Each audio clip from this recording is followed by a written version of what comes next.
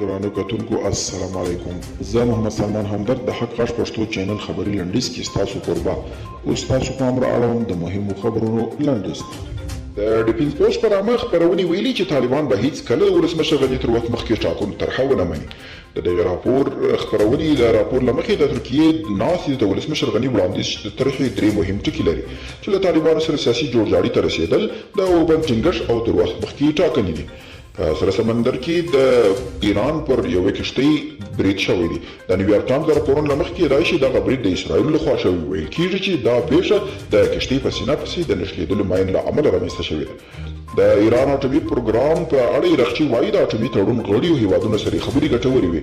د نړۍ د 5 پیاوړو هیوادونو استازو له ایراني چارواکو سره د 2015 میلادي کال د اټومي تړون د بیا ژوندي کېدو په ویانا کې غونډه وکړه.